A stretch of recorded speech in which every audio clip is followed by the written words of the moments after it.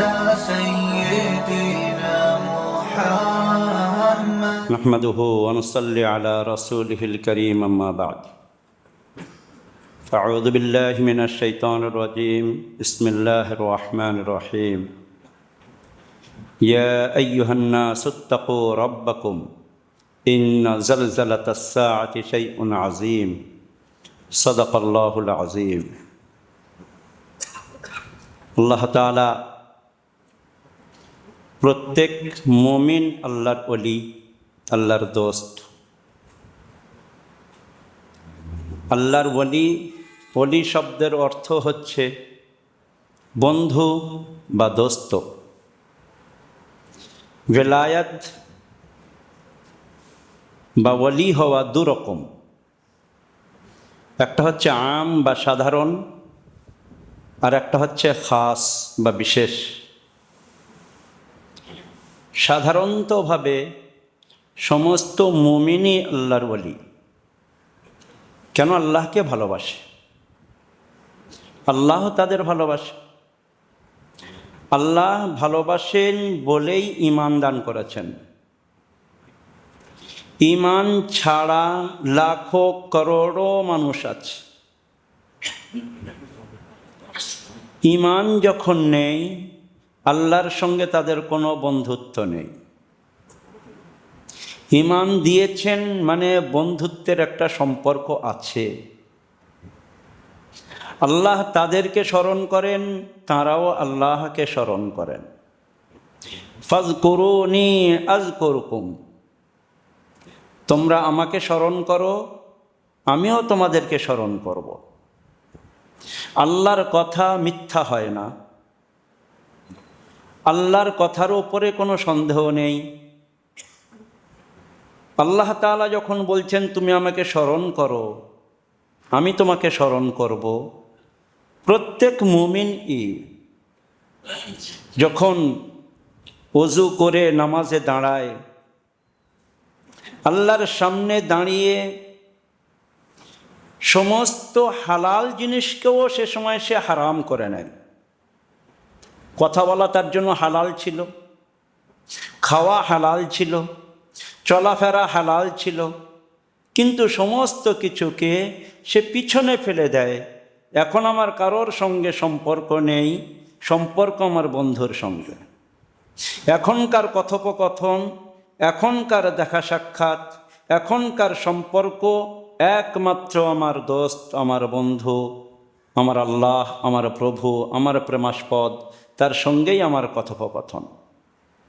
সেই জন্য শুরু করেই প্রশংসা করতে শুরু করি, আল্লাহু আকবার, আল্লাহ সর্বশ্রেষ্ঠ, আর কেউ আমার কাছে শ্রেষ্ঠত্ব লাভ করতে পারে না।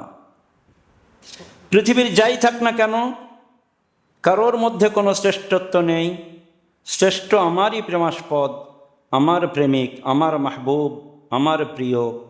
তার সম্পর্কে বলা আরম্ভ করছি, সুবহানাকাল্লাহুম্মা বিহামদিক ওয়া তাবারাকা ইসমুক ওয়া তাআলা জাদ্দুক ওয়া লা ইলাহা গায়রুক। কি মহব্বতের কালিমা! আল্লাহ তুমি পবিত্র, আল্লাহ তোমারই সব প্রশংসা, তোমার নাম অতি উচ্চ, তোমার ছাড়া আমার আর কেউ নেই। ওয়ালা ইলাহা গায়রুক মানে তোমার ছাড়া আর আমার কেউ নেই। সাধারণত এরকম মহব্বতের কথা যখন নিজেদের মধ্যে কেউ কারোর সঙ্গে বলে তুমিই আমার সব, তোমার ছাড়া আমার কেউ নেই, সে তার জন্য সব কিছু লুটিয়ে দেয়, দীর্ঘদিনের সম্পর্কেও ছিন্ন করে দেয়। আমাদের সামনে আমাদের কচি কাঁচা বাচ্চারা কারোর মুখ থেকে এই রকম কথা পেলে বাপ মা আত্মীয় স্বজনের পুরাতন সম্পর্ককেও ভুলে গিয়ে তার সঙ্গে চলে যায়, তুমি ছাড়া আমার কেউ নেই।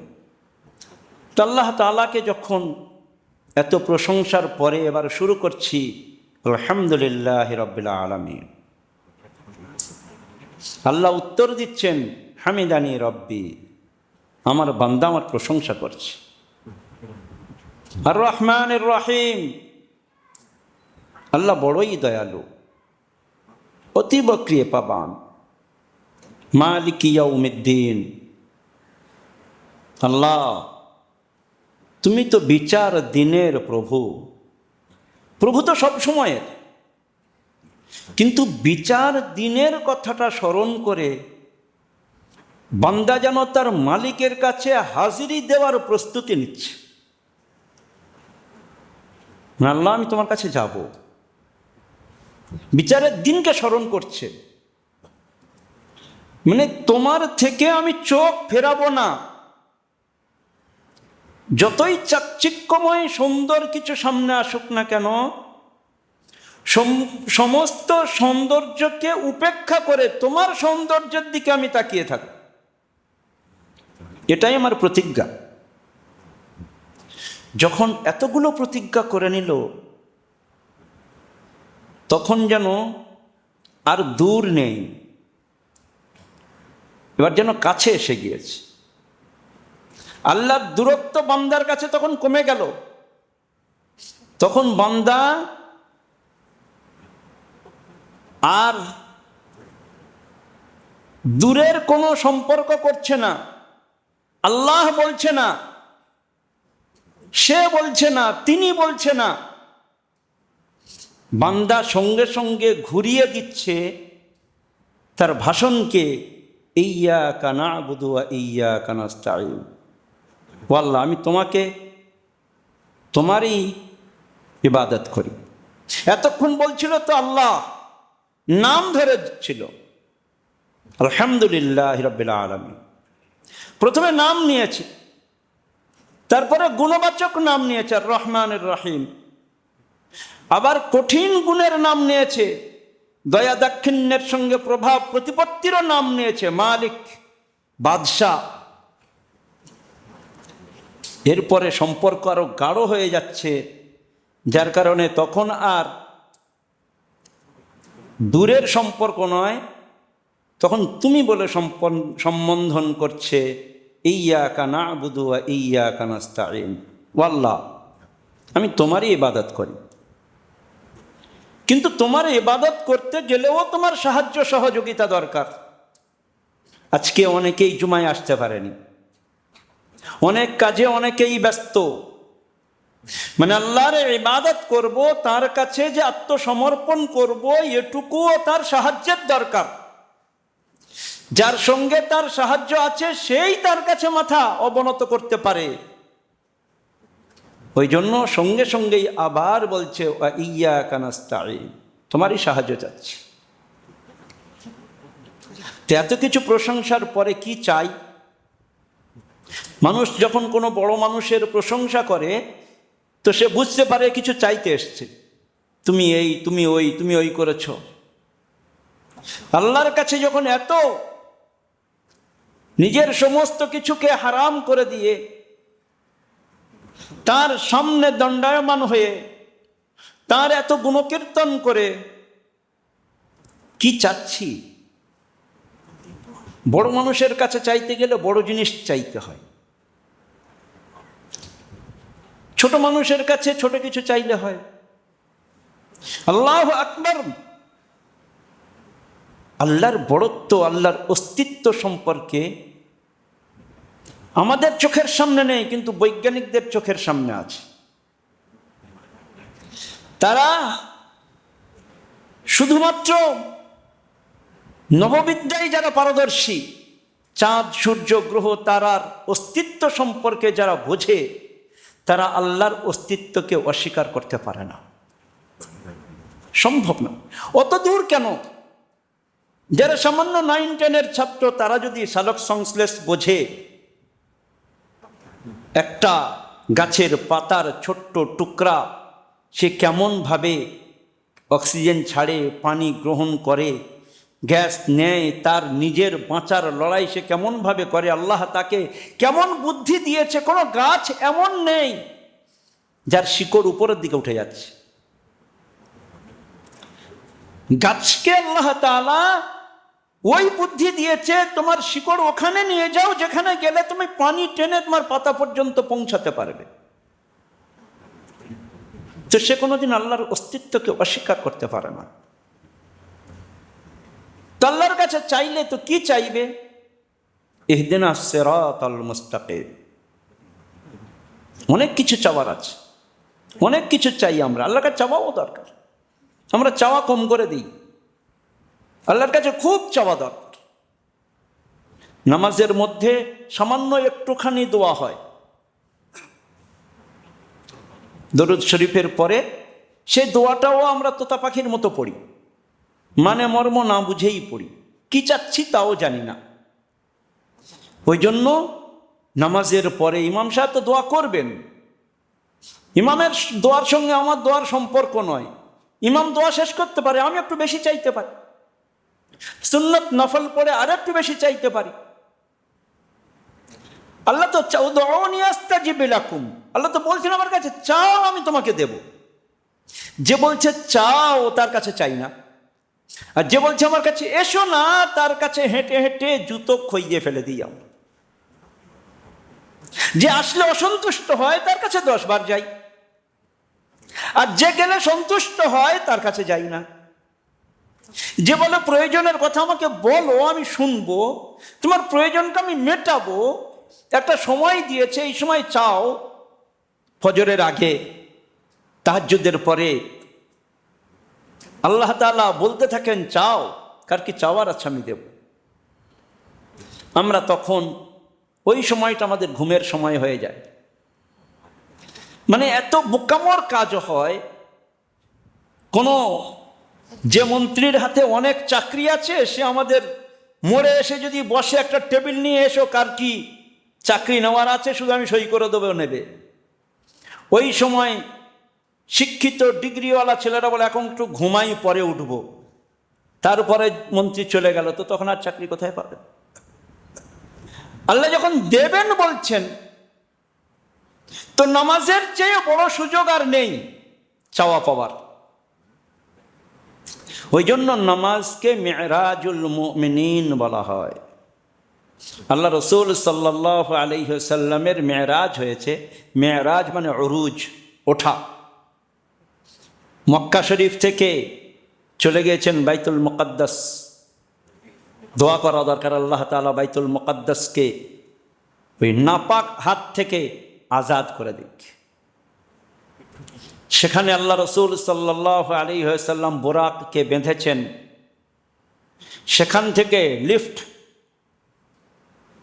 বা সিঁড়ি, প্রথম আসমান, তারপরে দ্বিতীয় আসমান, তৃতীয় আসমান, চতুর্থ, পঞ্চম, ষষ্ঠ, সপ্তম। আল্লাহর সঙ্গে কথোপকথন, বন্ধু বন্ধুর কাছে যাচ্ছে, হাদিয়া নিয়ে আসছেন, নবী তোমার সঙ্গে তো তোমাকে ডেকে আমি দিচ্ছি হাদিয়া, কিন্তু তোমার উম্মতকে আমার কাছে আসতে হবে না, নামাজের মুসাল্লায় দাঁড়িয়ে মেরাজ হয়ে যাবে। যেমন ছেলের চেয়ে নাতির দরদ বেশি হয়, তো বন্ধুর উম্মতের উপরে আল্লাহর দরদ কি? বন্ধুকে তো ডেকেছেন মেরাজের জন্য, কিন্তু বন্ধুর উম্মতকে না ডেকেই নামাজের মুসাল্লায় মেরাজ করে দিচ্ছেন। চাও বান্দা, দেব আমি। ইহদিনাস সিরাতাল মুস্তাকিম, চাইব তো কি চাইব? সিরাতে মুস্তাকিম, সোজা রাস্তা, সোজা রাস্তা, প্রচুর ব্যাখ্যা, সোজা রাস্তা। খুব তাড়াতাড়ি রেগে যাই, খুব দেরিতে রাগ ভাঙে, সোজা রাস্তা নয়। খুব দেরিতে রাগ আসে, খুব তাড়াতাড়ি রাগ ভেঙে যায়, এটাই হচ্ছে মধ্য রাস্তা। খুব দেরিতে রাগ আসে, তাড়াতাড়ি রাগ চলে যায়, আর তাড়াতাড়ি রাগ আসে, দেরিতে যাওয়া সাইড হয়ে গেল। তাড়াতাড়ি রাগ আসা, তাড়াতাড়ি যাওয়া, এটাও অনেকটা খারাপ, অতটা খারাপ নয়। দেরিতে রাগ হোক, তাড়াতাড়ি চলে যাক।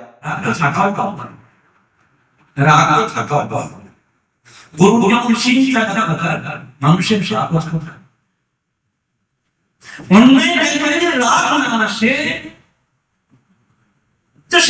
কিছুই নেই, অন্যায় হয়েছে, রাস্তাঘাটে অন্যায় হচ্ছে, নিজের আত্মীয় স্বজনদের সঙ্গে অন্যায় হচ্ছে, মখলুকের সঙ্গে অন্যায় হচ্ছে, অসহায়ের ওপরে অন্যায় হচ্ছে, অসহায়কে অত্যাচার করা হচ্ছে।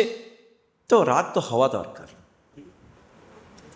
আল্লাহ তাআলা রাগকেও সৃষ্টি করেছেন কাজে লাগানোর জন্য। রাগকেও আল্লাহ তাআলাই সৃষ্টি করেছেন, এই নয় যে অন্যায় কাজে ব্যবহার করে।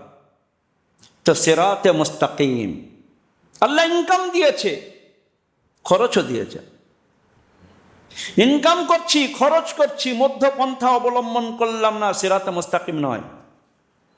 যেখান থেকে খুশি ইনকাম, যেখানে খুশি ব্যয়, সিরাতে মুস্তাকিম নয়।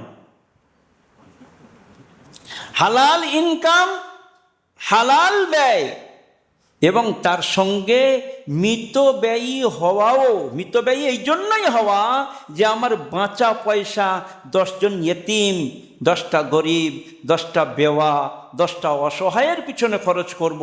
আমার 2টো লাক্সারিয়াস জিন্দগিতে নাই বা খরচ করলাম।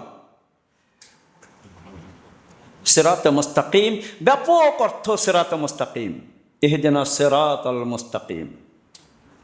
আল্লাহ রসুল সাল্লাল্লাহু আলাইহি ওয়াসাল্লামকে বলা হয়নি, বলেন আপনার জন্য পাহাড়কে সোনা বানিয়ে দেওয়া হয়? চাননি। মধ্যপন্থা অবলম্বন করেছেন। এই নয় যে দামি জিনিস ব্যবহার করেননি, ব্যবহার করেছেন। দামি উট চড়েছেন, দামি পোশাক পরেছেন, আবার নিজের কলিজার টুকরা মা ফাতেমা রাদিয়াল্লাহু তাআলা আনহা ওই কাঁধে করে পানি বওয়া, ঘোড়ার জন্য ঘাস কাটা, বাচ্চাদের কাপড় কাচা, সব কাজ একা নিজে হাতে সামলানো। তারপরে বাপের কাছে যখন যাচ্ছেন, গিয়ে দেখছেন আব্বার কাছে লোকজন আছে, ফিরে এসছেন। আব্বা বুঝতে পেরেছেন, রাতের বেলা চলে আসলেন, এসে জিজ্ঞাসা করছেন, ফাতেমা কেন গিয়েছিলে? আলী রাদিয়াল্লাহু তাআলা আনহু উত্তর দিচ্ছেন, আব্বা ফাতেমা যায়নি, আমি পাঠিয়েছিলাম। শুনলাম আপনার কাছে গোলাম এসছে, তো যদি একটা গোলাম দিতেন ফাতেমার একটু কষ্ট কম হতো। ঘোড়ার লালন পালন, বাচ্চাদের লালন পালন, দূর থেকে পানি আনা কষ্ট হয়ে যাচ্ছে। বলে, হ্যাঁ আলী ঠিকই বলেছ, কিন্তু আমি ওই ঘোড়া দুটো, ওই গোলাম দুটো ইয়েতিম বাচ্চাদের জন্য রেখেছি, যাদের বাপ বদরে শহীদ হয়েছে তাদেরকে দেওয়ার জন্য। দোজাহানের বাদশাহ, নবীদের নবী, আল্লাহর পেয়ারা হাবিব নিজের কলিজার টুকরার জন্য রাজকোষ থেকে 2টো গোলামের একটা গোলাম দিলেন না। না দিয়ে মেয়েকে কি শিক্ষা দিলেন? ফাতেমা শোয়ার সময় 33 বার সুবহানাল্লাহ, 33 বার আলহামদুলিল্লাহ, 34 বার আল্লাহু আকবার পড়ে শোবে। সকালে উঠবে একদম ফ্রেশ হয়ে, রিভাইটাল খেয়ে ওঠার মতো উঠবে, কোনো সমস্যা নেই, একদম শরীর চাঙ্গা হয়ে উঠবে। উম্মতকে শিখিয়ে দিলেন। কত কি শিখালেন সামান্য 2-4 সেকেন্ডের মধ্যে। উম্মতের মাল থাকতে পারে তোমার কাছে, উম্মতের খেয়াল করো, নিজের খেয়াল পরে। উম্মতকে শেখালেন, নিশ্চয় সংসারের কাজ করতে মা বোনেদের কষ্ট হয়, কিন্তু সেই কষ্টটা সওয়াবের আশায় মা ফাতেমা রাদিয়াল্লাহু তাআলা আনহার অনুসরণে যদি ওযু করে এই তসবিহে ফাতেমি পড়তে পড়তে শুয়ে পড়ে, তো তার শরীরের সমস্ত ক্লান্তি দূর হয়ে সকালে উঠতে পারে। কিন্তু আমার মা বোনেরা এই আওয়াজে লাব্বাইক বলেন না। আমরাও যেমন হযরত আবু হুরায়রা রাদিয়াল্লাহু তাআলা আনহুকে আল্লাহ রাসূল সাল্লাল্লাহু আলাইহি ওয়াসাল্লাম বলছেন, আবু হুরায়রা সারাদিনে 2500 গোনা করো কি? বললেন, না আল্লাহ রাসূল, 2500 গোনা করি না। সাহাবাদের কাছে গোনা কি? মানে সুন্নত বা মুস্তাহাব জিনিসকে ছেড়ে দেওয়াও গোনা মনে করতেন। বললেন, না আল্লাহ রাসূল, সারাদিনে কি 2500 গোনা হয়? বললো, কিন্তু 2500 নেকি সহজ, 2500 নেকি সহজ। কি আল্লাহ রাসূল? বললো, নামাজ সালাম ফেরালে। আমরা অনেকেই জিকির আজকার করি, ইস্তিগফার পড়ি, দরুদ শরীফ পড়ি, আয়াতুল কুরসি পড়ি, সূরা ইখলাস পড়ি, সেই সঙ্গে যদি 10 বার করে সুবহানাল্লাহ, 10 বার আলহামদুলিল্লাহ, 10 বার আল্লাহু আকবার, 5 ওয়াক্ত নামাজে 150 বার, আল্লাহ 10 গুণ বাড়িয়ে দেবেন, 150 1,500। শোয়ার সময় 33 বার সুবহানাল্লাহ, 33 বার আলহামদুলিল্লাহ, 34 বার আল্লাহু আকবার, 100 বার, আল্লাহ দেবেন 10 গুণ 1000। তো 150 আর 100 250 আল্লাহ দিচ্ছেন 2500, নেকি হয়ে যাচ্ছে 2500, মানুষের গোনা নেই 2500। আবার বলছেন আল্লাহ রসুল সাল্লাল্লাহু আলাইহি ওয়াসাল্লাম, কিন্তু আবু হুরায়রা মানুষ করে না। বলার পরেও বলছেন মানুষ কিন্তু শেষ রাকাতে শয়তান এসে যায়, অমুক কাজ করতে হবে, অমুক কাজটা ফেলে এসেছি, অমুক বাজারে যেতে হবে, এইটা করতে করতে চলে এসেছি, শেষ রাকাতেই এসে যায়। শেষ রাকাত থেকে শুরু করে দেয়, সালাম ফিরিয়েই আর ওটা মনে থাকে না যে 10 বার 10 বার 10 বার করলে আমরা, আর শোয়ার সময় করে নিলে 2500 নেকি হয়ে যাবে, আর শয়তান ওই খেয়ালটা রাখে না। শোয়ার সময় ও মানে ঘুমের ওষুধ খাবো তাও ভালো, কিন্তু ওই সুবহানাল্লাহ, আলহামদুলিল্লাহ, আল্লাহু আকবার পড়ার তৌফিক হয় না। সেই জন্য আল্লাহর কাছে কি চাচ্ছি, ইহদিনাস সিরাতাল মুস্তাকিম। কোন সিরাত? সিরাতাল্লাযীনা আন'আমতা আলাইহিম, যাদের উপর আপনি ইনআম করেছেন তাদের রাস্তা, যাদেরকে উপঢৌকন দিয়েছেন তাদের রাস্তা, যাদেরকে দুনিয়ায় খুশখবরি দিয়েছেন তাদের রাস্তা। রাদিয়াল্লাহু আনহুম, আল্লাহ বলছেন আমি তাদের উপরে রাজি, তাদের রাস্তা। ওয়া রাদু আনহু, তারাও আল্লাহর উপরে রাজি, তাদের রাস্তা। না, ওদের রাস্তা নয়। গায়রিল মাগদুবি আলাইহিম, যাদের উপরে তোমার রাগ এসেছে, তুমি যাদের উপরে রেগে গিয়েছো তাদের রাস্তায় চালাইও না। ওয়ালা দাল্লিন, যারা পথভ্রষ্ট হয়েছে তাদের রাস্তায়ও চালাইও না। দুটোই রাস্তা, একটা ইহুদিদের, একটা খ্রিস্টানদের। আজকের খুব দুঃখের সঙ্গে বলতে হয়, আমার ঘরের নওজোয়ান বাচ্চা বাচ্চিরা ওই ইহুদি আর খ্রিস্টানদের রাস্তা ইখতিয়ার করার জন্য সমস্ত রকমের কৌশল অবলম্বন করছে। চুল তাদের মতো, প্যান্ট তাদের মতো, চালচলন তাদের মতো, কথাবার্তা তাদের মতো। আমার হাবিব কি করে গিয়েছেন তার কোনো কালচার নেই। সেই জন্য আল্লাহ তাআলা প্রতি মুমিনকে আল্লাহর ওলি বলেছেন। আল্লাহ তাআলার এই আম ভিলায়াতকে আমরা যেন গ্রহণ করতে পারি, আল্লাহর সঙ্গে খাস ভিলায়াত অর্থাৎ বিশেষ বন্ধুত্ব করার জন্য এই সাধারণ বন্ধুত্বটাকে কাজে লাগাতে পারি। এই সাধারণভাবে আস্তে আস্তে আস্তে আস্তে চলতে চলতে তখন কেউ বিশেষ হয়ে যায় আর কেউ আবার দূরে সরে যায়। সেই জন্য বিশেষ বন্ধুত্ব আল্লাহর সঙ্গে করার জন্য আরও একটু আগে বাড়া দরকার।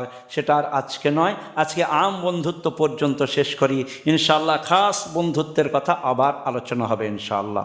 আল্লাহ তাআলা আমাদেরকে তৌফিক দান করুন। ওয়া আখিরু দাওয়ানা আলহামদুলিল্লাহ।